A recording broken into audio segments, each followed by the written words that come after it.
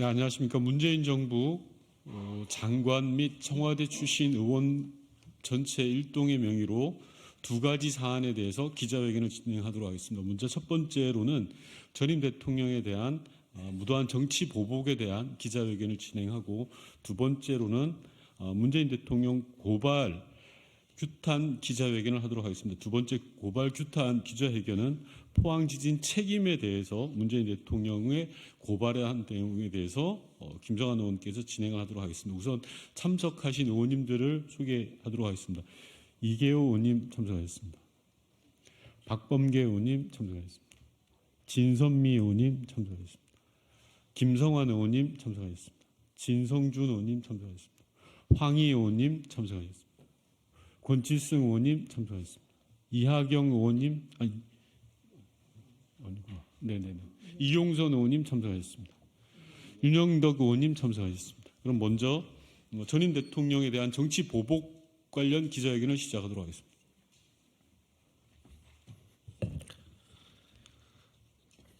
전임 대통령을 향한 무도한 정치 보복을 당장 멈추시기 바랍니다.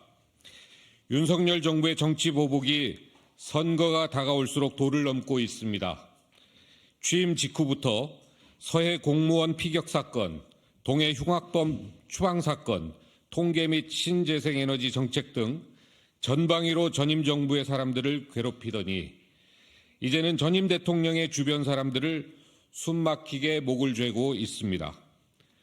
어제 있었던 문재인 전 대통령의 전 사유에 대한 압수수색은 검찰 수사의 목적이 진실 규명이 아니라 정치 보복에 있다는 것을 단적으로 보여줍니다.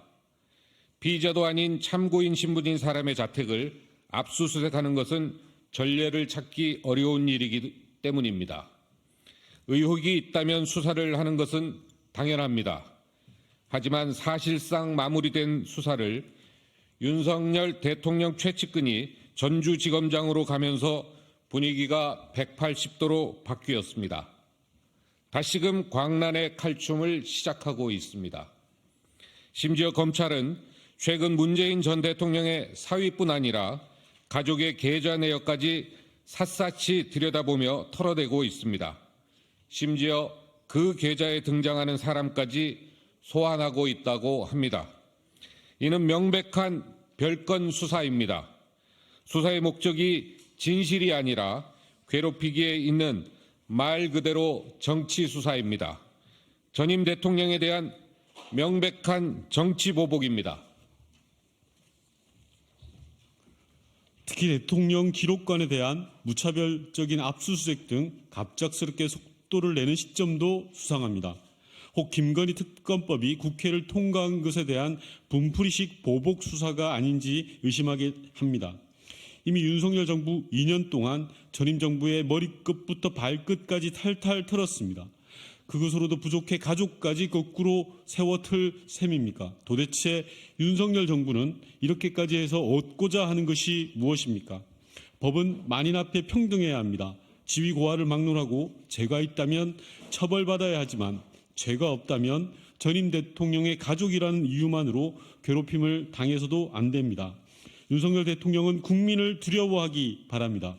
자기 가족을 상대로 한 특검법은 뻔뻔히 거부하면서 전임 대통령과 그 가족에 대한 무도한 보복 수사를 자행해서는 안 됩니다. 그것이 공정이며 정의라고 생각하는 대한민국 국민은 단 한 명도 없습니다. 2024년 1월 17일 문재인 정부 장관 및 청와대 출신 의원 일동 이상입니다. 다음은 문재인 대통령 고발 규탄 관련 기자회견을 진행하도록 하겠습니다.